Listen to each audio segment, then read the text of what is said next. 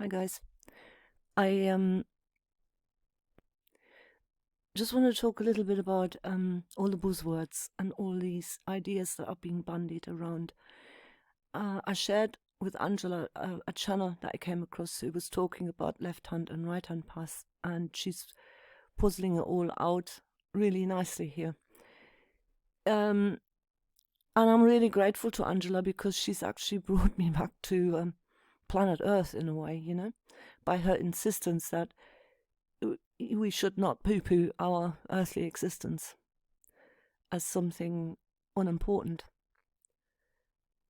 I think what we're all forgetting here when we're talking about oneness and separation and following the one and, you know, all of these terms that are being bandied about, and she picks that apart very nicely, the way the politicians seek to unite people in under a common idea or ideology that they're following.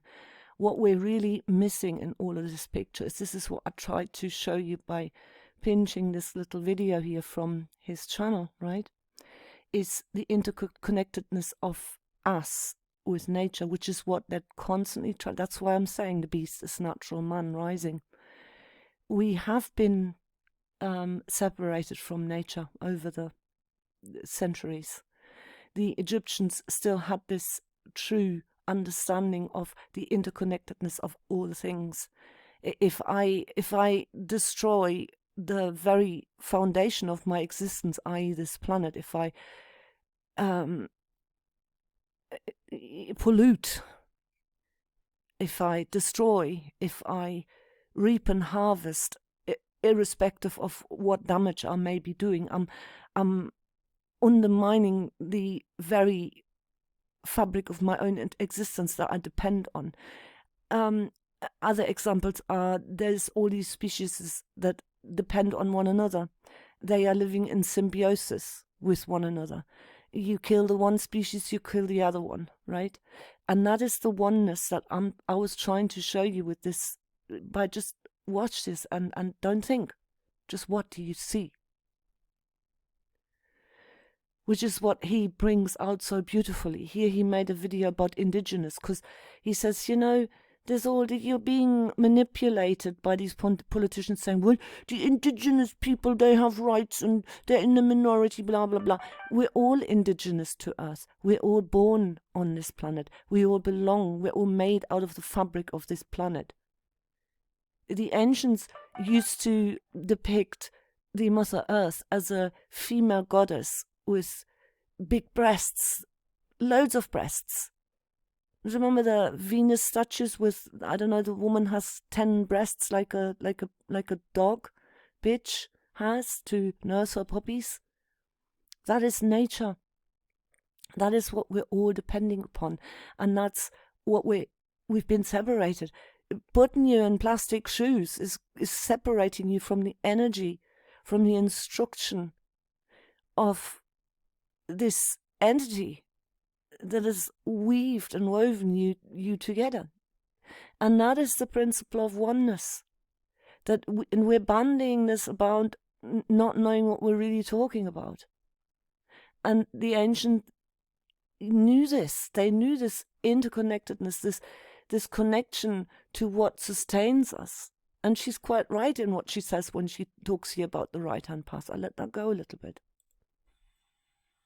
But that we can be both, and we are both, and we can be both, so that we do not have to make a choice of going all the way one way or all the way the other. The middle path here between the right and the left-hand path. Because that's how we're being divided.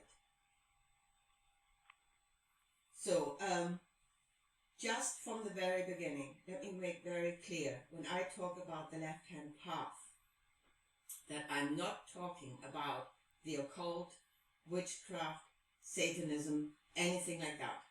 I don't. Because it's not what it means. Yeah?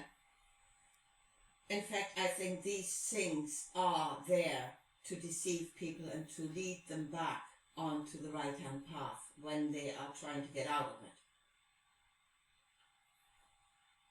So let me explain. The right-hand path is the path of obedience, is the path of denial of self, is the path of becoming of complete service to one.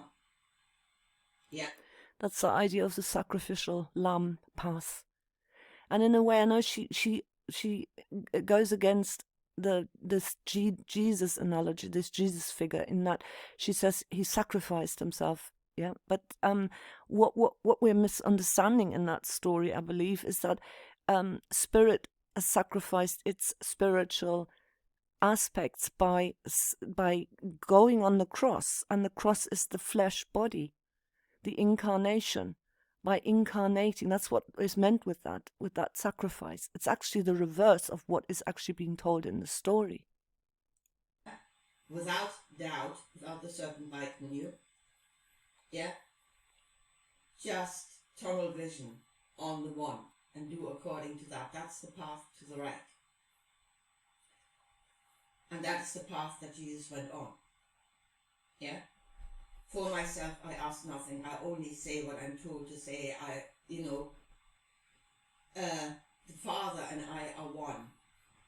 And myself is gone. That is the path to the right.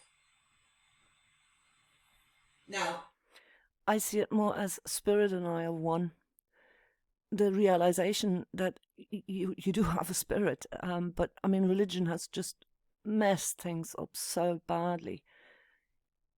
You know, the texts have been altered and changed and mocked with so much, and so much of it is upside down and back to front.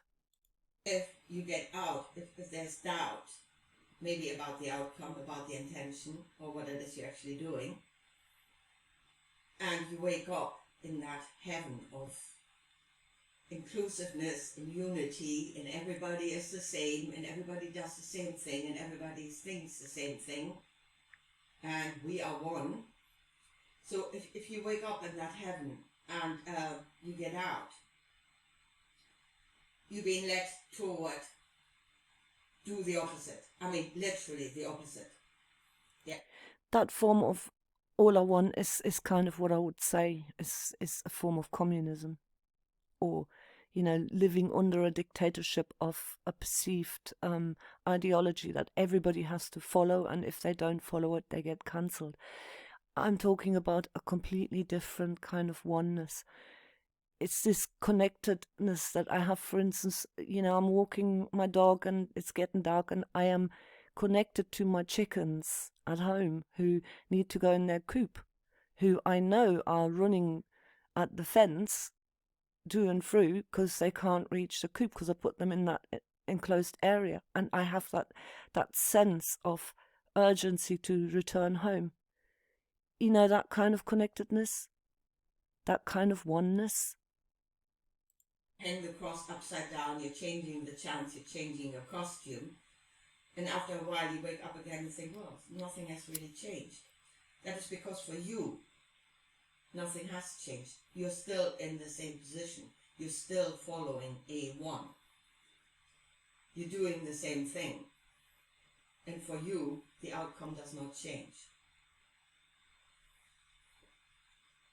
So, that is not what I'm talking about. So again, the path to the right, that is what that is. And if it, you know, unity through coming into agreement on something and doing according to that. Yeah? And everything you think and you say must serve the outcome, which the intention, which is in the Bible the Lord God. In this world, and everything that is not in full agreement with what it is you're doing will get cancelled, will get chucked out of that heaven.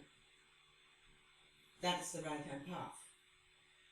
And that is exactly what's happening in this world at the moment. And those that shout unity, we are one, we are all one, we are completely inclusive, and they are the most inclusive people you can come up against. Yeah, that's when this oneness becomes toxic, right? But I don't think the original meaning of these teachings were meant to be teaching you that, I believe. They have been diddled with. The original meaning of oneness is to sense the responsibility for your environment, the connectedness of you as a living creature with this planet. And that has been completely distorted. And that's why I made this playlist to hopefully people find this and they go and listen to these people who are deciphering the hieroglyphs in a different way to what has been served us all along, because all of that has been modeled with by the priest class who know full well what they're doing. And they are disconnecting us from our own true nature and from the natural world in everything they do.